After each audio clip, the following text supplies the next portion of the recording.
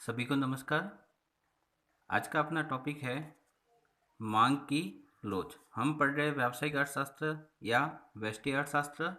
और चूंकि इससे पूर्व के वीडियो में अपन ने मांग की लोच का अर्थ, उसकी कैलकुलेशन कैसे की जाती है और उसकी श्रेणियां यानी कि उसकी डिग्री को पढ़ा था। आज के इस वीडियो में हम मांग की लोच पार्ट 2 में इसको मापने की विधियों का अध्ययन करेंगे कि इसका मापन कैसे किया जाता है। तो आप सभी का स्वागत है। मैं हूं आपका ज्ञान दूत डॉक्टर के.एम. भाटिया।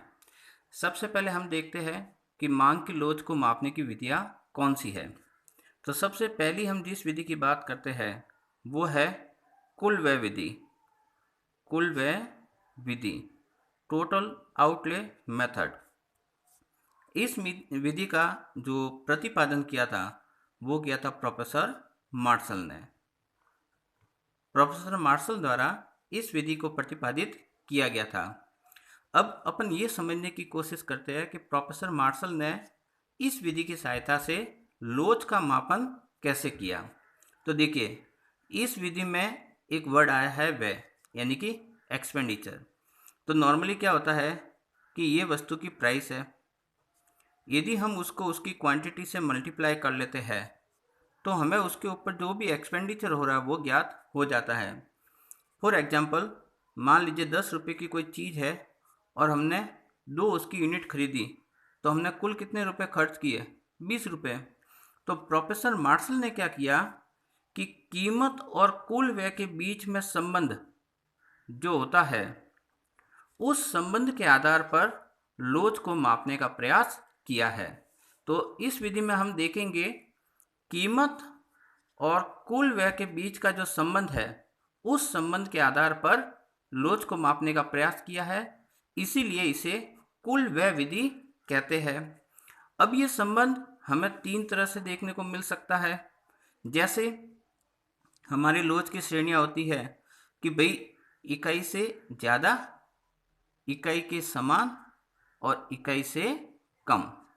तो यहाँ पर प्रोफेसर मार्शल ने ये जब इस विधि को अध्ययन किया तो इन्होंने इसके अंदर 3 श्रेणियां हमको बताई है कि भाई आप कीमत और कुल व्यय के बीच का संबंध देखकर ये बता सकते हो कि लोच इकाई से अधिक है, इकाई के बराबर है या इकाई से कम। अब हमें पता कैसे चलेगा कि वस्तु की लोच इकाई से अधिक है? तो देखिए, जब वस्तु की कीमत और कुल व्यय, मैं वापस आपको याद दिला रहा हूं, हम यहाँ पर संबंध किनके बीच में देख रहे हैं?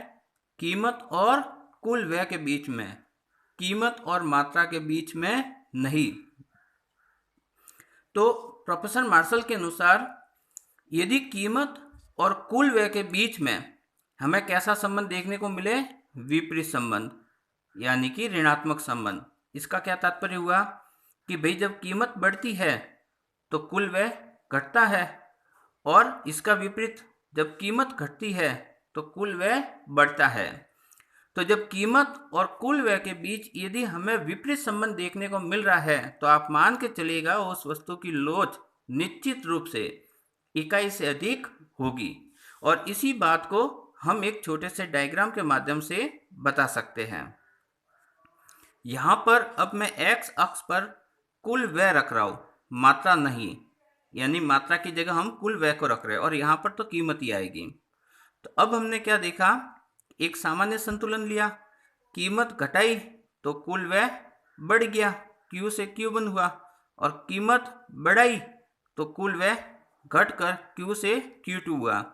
इस प्रकार हमारा जो ये मांग वक्र बता रहा है, तो यहाँ चूंकि कीमत और कुल व्यय के बीच में विपरीत संबंध है, इसका मतलब यहाँ पर वस्तु की लोच कैसी है? इकाई से अधिक। तो जब कीमत और कुल व्यय के बीच विपरीत संबंध मिलेगा तब लोच इकाई से अधिक होगी। फिर दूसरा हम देखते हैं कीमत और कुल व्यय के बीच में वापस संबंध, क्योंकि हमें 3 श्रेणियों में देखना है। तो जब कीमत या तो बढ़े या फिर घटे, कुल व्यय कैसा रहता है? समान। तो इस स्थिति को मार्शल ने यह कहा है कि यदि कीमत में परिवर्तन का कुल व्यय पर कोई प्रभाव नहीं पड़ता तो ऐसी स्थिति में आप मान के चलिए उस वस्तु की लोच कैसी है, इकाई के समान। अर्थात कीमत बढ़ने पर भी कुल व्यय समान रहता है और कीमत घटने पर भी कुल व्यय समान रहता है, तो निश्चित तौर पर उस वस्तु की लोच इकाई के समान होगी। और इसी बात को हम वापस जब डायग्राम के रूप में बताना चाहे तो एक साधारण सा इस प्रकार से अपन डायग्राम बना सकते हैं। ये y अक्ष के समानांतर जो हमको क्या दर्शा रहा है कि कीमत बढ़े या कीमत घटे, कुल व्यय उतना का उतना ही रहता है। तो इस स्थिति में हमारी लोच इकाई के समान होगी। और तीसरी वाली कंडीशन है इकाई से कम।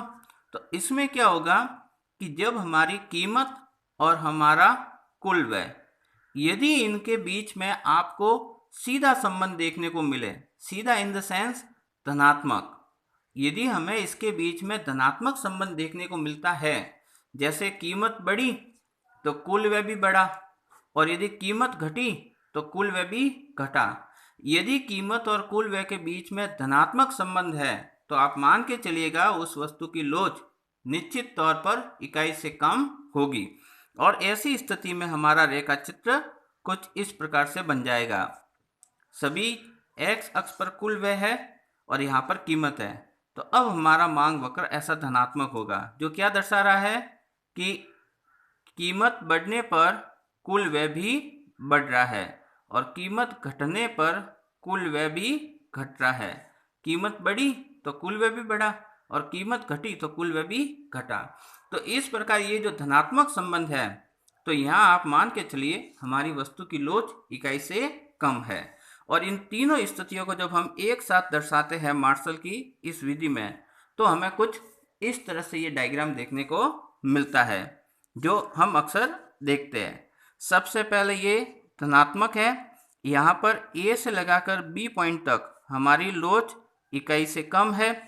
फिर हमने थोड़ा इसको कांस्टेंट किया तो ये B से C तक हमारी लोच इकाई के बराबर है। और फिर नेगेटिव रिलेशन आया तो C और D के बीच में हमारी लोच इकाई से अधिक है। इस प्रकार इन तीनों स्थितियों को हमने एक ही डायग्राम में शो किया है। तो ये मार्शल की कुल व्यय विधि थी जिसमें हमने कीमत और कुल व्यय के बीच का संबंध देखकर लोच की अलग अलग श्रेणियां बता सकते हैं।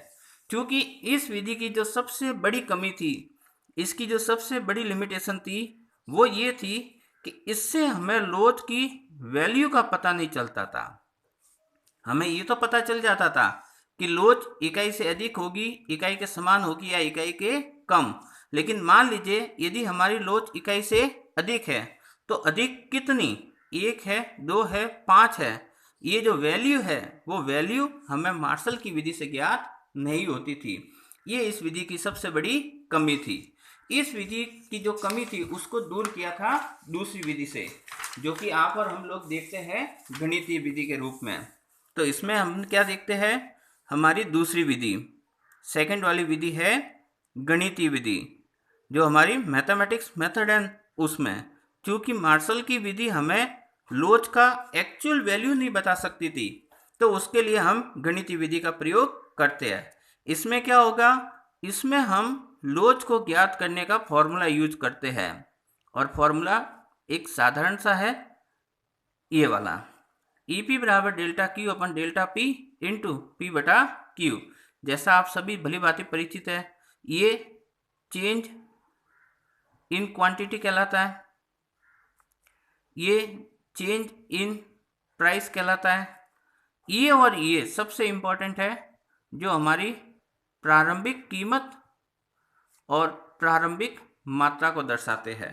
तो मार्शल के जो वैल्यू ज्ञात नहीं हो रही थी उस दोष को हमने इस फॉर्मूले की सहायता से दूर किया। और इस फॉर्मूले की सहायता से आप और हम जब इसके न्यूमेरिकल सवाल करते हैं, और इससे पूर्व के वीडियो में हमने किया भी था, तो हमें एक्चुअल में संख्या मिलती थी, जैसे कोई सी भी संख्या, फॉर एग्जाम्पल 2, तो ये हमें आंसर एक्चुअल फिगर के रूप में हमको मिल जाता था।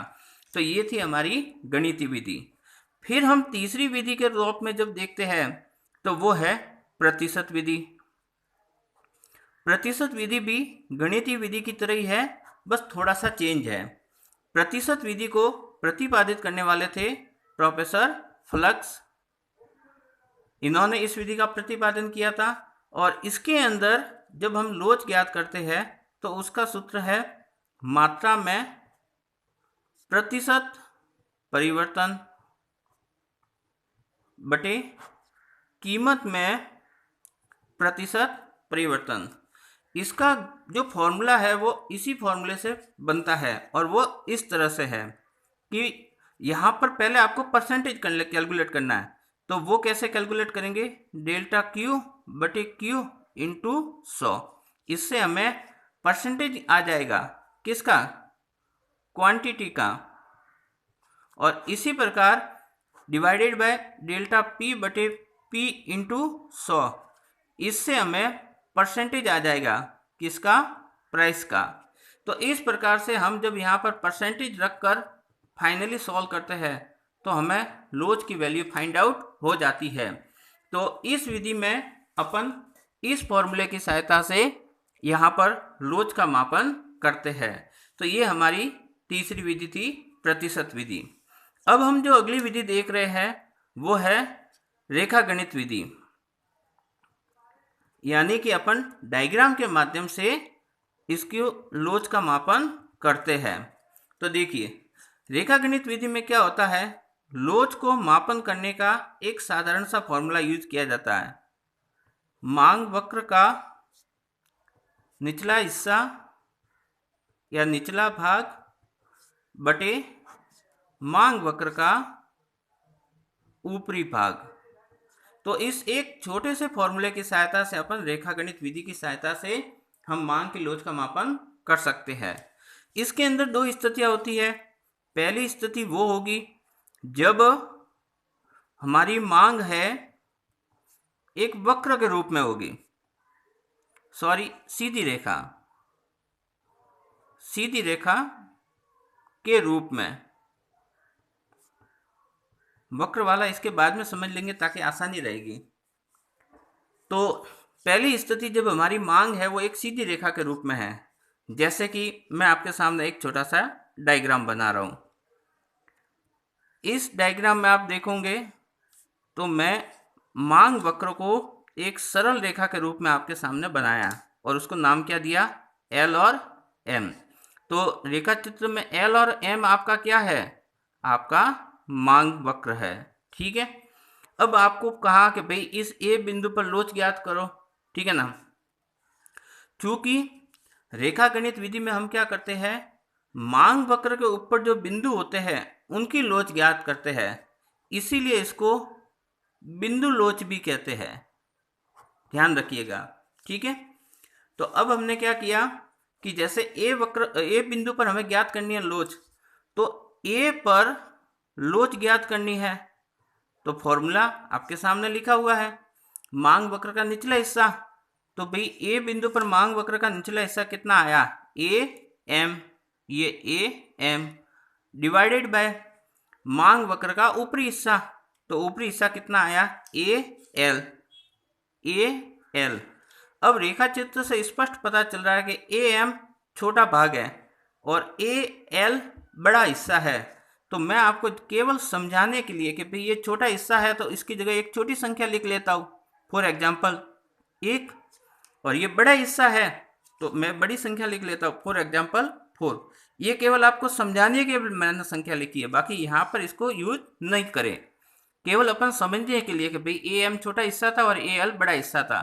अब छोटी संख्या में बड़ी संख्या का भाग जाएगा तो आंसर दशमलव में ही आएगा निश्चित तौर पर। इसलिए मैं यहाँ पर कह सकता हूँ कि मेरी लोच कैसी है, इकाई से कम। तो यहाँ हमारी लोच कैसी हुई, इकाई से कम। इसी प्रकार आप इसके किसी भी बिंदु को लेकर लोच ज्ञात कर सकते हैं।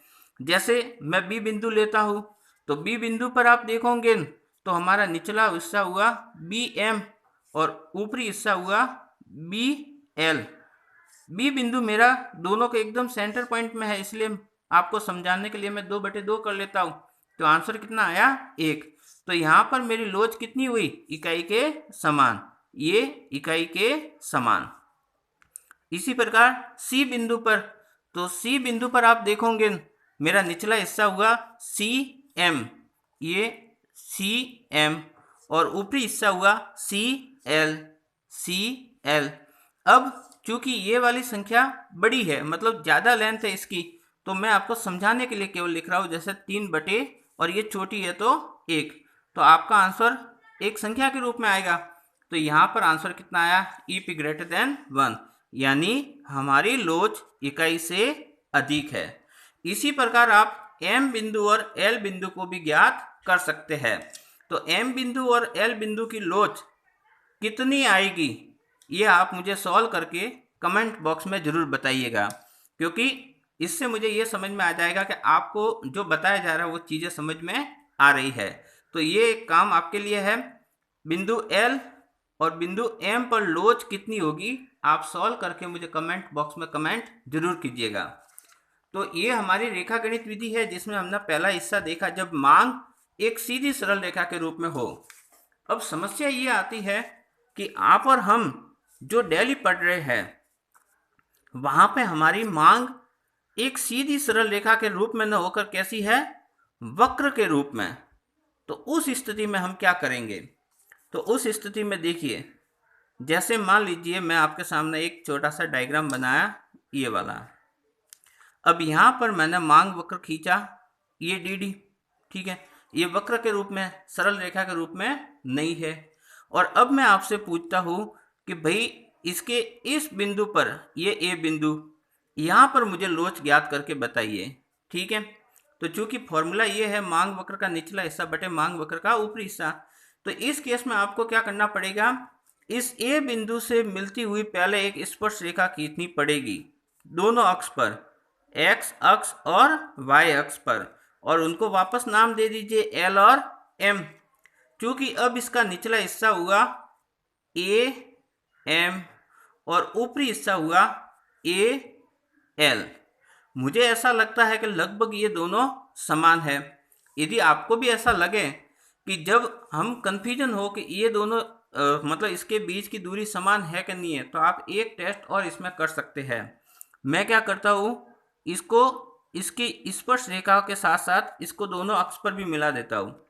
तो ये वाला जो एक्स अक्ष से जो लाइन आ रही है वो उसका क्या है, निचला हिस्सा, और जो वाई अक्ष पर लाइन आ रही है वो क्या है, ऊपरी हिस्सा।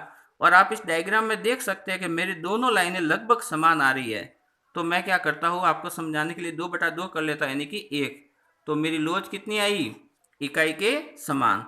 तो इस ए बिंदु पर मेरी लोच इकाई के समान मिलती है। इस प्रकार अपन यहाँ पर रेखा गणित विधि की सहायता से लोच का मापन कर लेते हैं। और ये वाला तरीका आप उस सरल रेखा में भी मैं आपको बता सकता हूँ, जैसा यहाँ मैंने आपको बताया था। जैसे ए बिंदु पर देखिए, ए बिंदु पर अब एक स्पर्श रेखा यहाँ खींची और एक यहाँ खींची।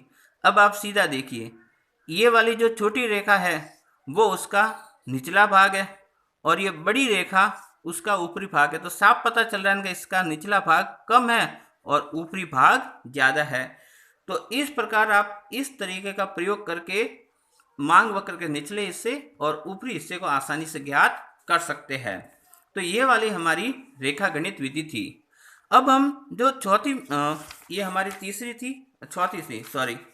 अब अपन इसकी 5वीं विधि पढ़ते हैं, जिसको अपन बोलते हैं चाप लोच, यानी कि आर्क मेथड,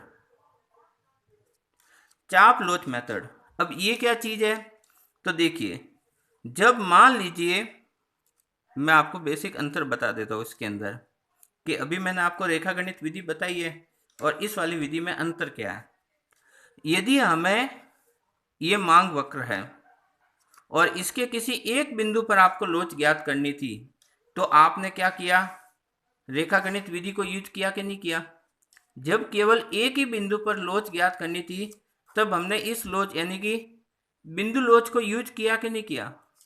लेकिन मान लीजिए आपसे मैं ये कहूँ कि भाई अब मुझे ऐसा मांग वक्र है, मांग वक्र तो आपका यही है, लेकिन अब क्या कहता हूँ, इस ए बिंदु और बी बिंदु के बीच में लोच कितनी है, यानी आप यहाँ से यहाँ आए तो इसके बीच में लोच कितनी है। तो दो बिंदुओं के बीच में लोच ज्ञात करनी है, तो आप किसकी सहायता लोगे, इस आर्क मेथड यानी कि चाप लोच विधि की। तो उम्मीद करता हूं आपको बेसिक अंतर समझ में आ गया होगा। जब मांग वक्र के किसी एक बिंदु पर लोच ज्ञात करनी है तब तो अपन बिंदु लोच यानी कि रेखागणित विधि का प्रयोग करेंगे, और दो बिंदुओं के बीच में लोच ज्ञात करनी है तो उस स्थिति में अपन चाप लोच विधि का प्रयोग करते हैं। अब प्रश्न ये उठता है कि चाप लोच विधि में हम मापन कैसे करेंगे।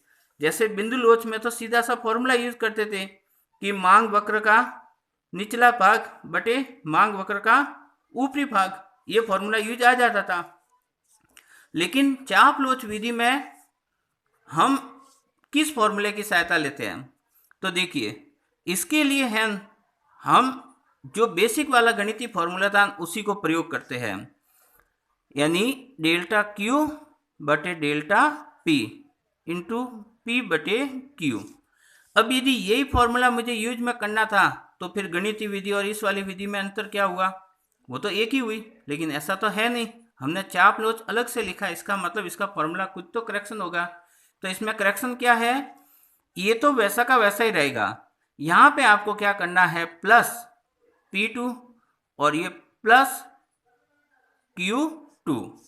अब ये चीजें केवल इसमें ऐड करनी है, मतलब ये प्रारंभिक कीमत और प्रारंभिक मात्रा तो थी, इसके साथ बाद वाली कीमत को इसमें ऐड करना और बाद वाली मात्रा को भी इसमें ऐड करना। तो ये वाला इसका फॉर्मूला बनता है, जिसकी सहायता से हम क्या करते हैं, चाप लोच विधि के अंतर्गत लोच का मापन करते हैं।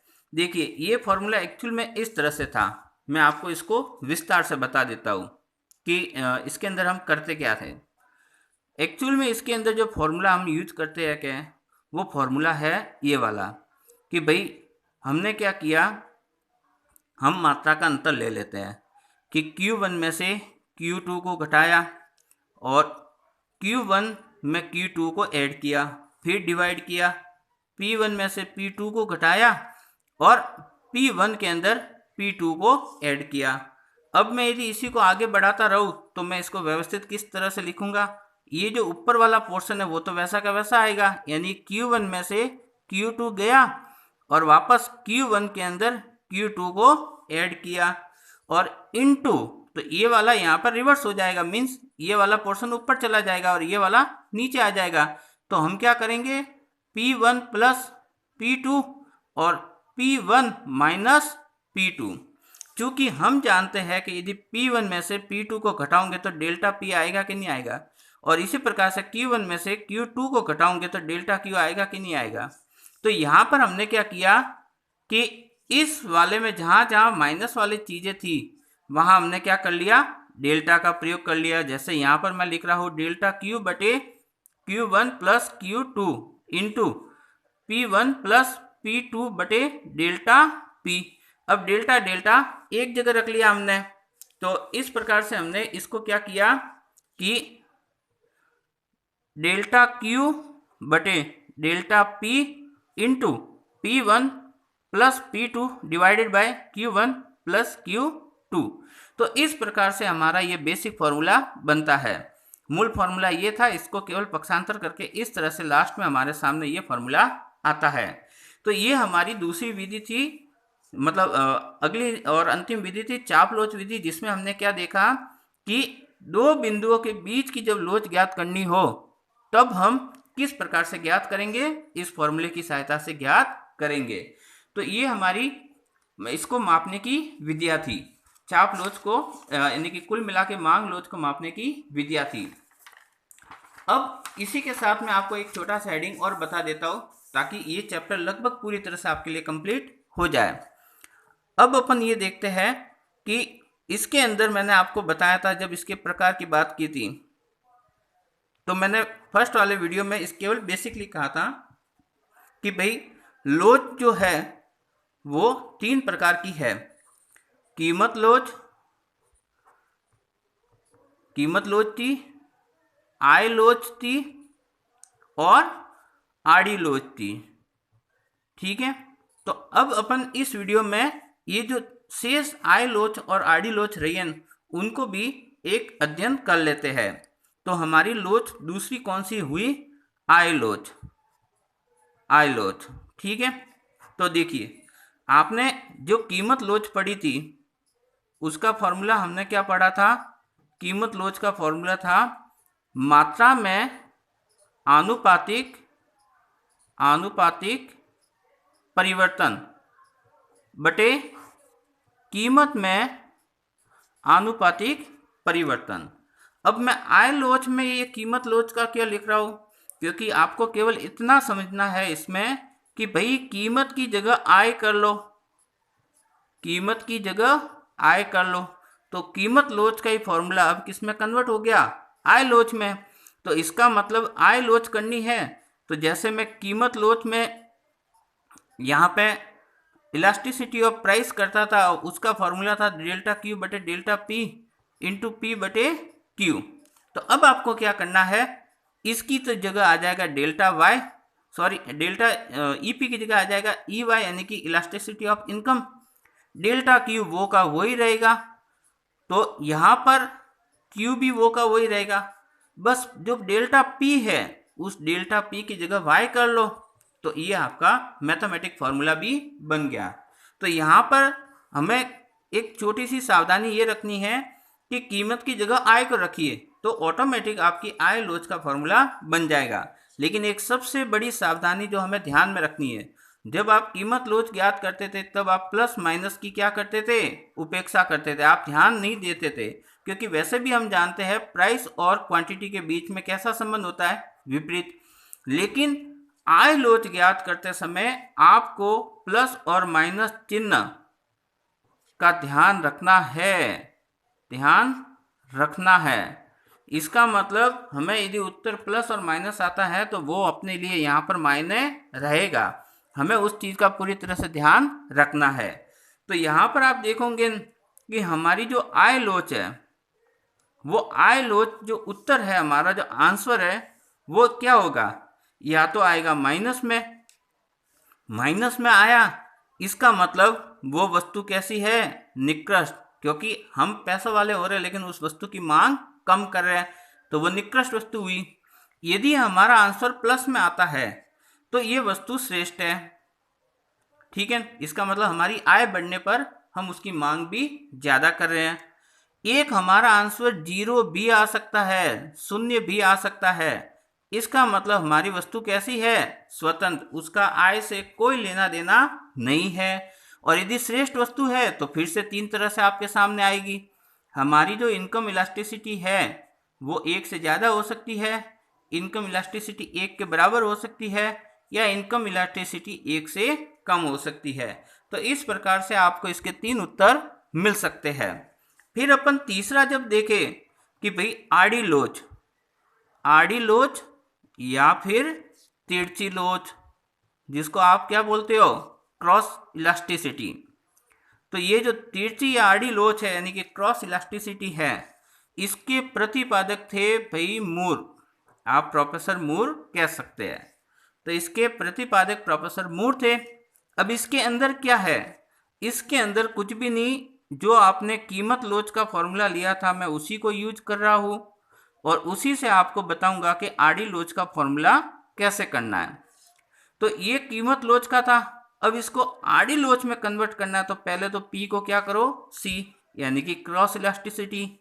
अब दूसरा सबसे बड़ा अंतर, क्योंकि कीमत लोच में ये सब चीज़ें X वस्तु है, जैसे एक ही वस्तु की थी, तो यहाँ पे क्या करना आप कि कीमत ले लीजिए X वस्तु की और मात्रा ले लीजिए Y वस्तु की। तो ये आपका किसका फॉर्मूला हो गया? आड़ी लोच का। तो इस प्रकार से हम कीमत लोच के फॉर्मूले को में ही केवल थोड़ी सी सावधानी रखकर आड़ी लोच में कन्वर्ट कर सकते हैं। तो ये हमारी आड़ी लोच का आंसर मतलब इससे ज्ञात हो जाता है। रही बात इसके मूल्य की, तो आड़ी लोच का मूल्य भी हमें 2 तरह से मिलेगा। यदि आड़ी लोच की वैल्यू मान लीजिए नेगेटिव मिले या पॉजिटिव, ये 2 तरह से मिलेगी। इसका मतलब इसमें भी जब आप कैलकुलेशन करोगे तब प्लस माइनस का ध्यान रखना है, क्योंकि इसी से तो पता चलेगा प्लस आ रही है कि माइनस, तो प्लस माइनस का ध्यान रखना है। यदि हमारा आंसर नेगेटिव आता है तो इसका मतलब हम जो 2 वस्तुएं यूज कर रहे थे वो कैसी है? प्रतिस्थानापन्न, यानी सब्स्टिट्यूट गुड्स है। और यदि प्लस आ रहा है तो वो वस्तु कैसी है, पूरक वस्तु यानी कॉम्प्लीमेंट्री गुड्स है। तो इस प्रकार आड़ी लोच के उत्तर से हमें पता चल जाता है कि हम जिन दो वस्तुओं को यूज कर रहे हैं वो किस प्रकृति की है। यदि ऋणात्मक आया तो वो स्थानापन्न वस्तु है और धनात्मक आया तो वो पूरक वस्तु है। तो ये हमने लोच के बारे में कुछ चीजें पढ़ी है। इसी के साथ लोच का एक इम्पोर्टेंट टॉपिक खत्म हो जाता है। आगे अपन फिर नए टॉपिक के साथ उपस्थित होंगे। आज के लिए धन्यवाद।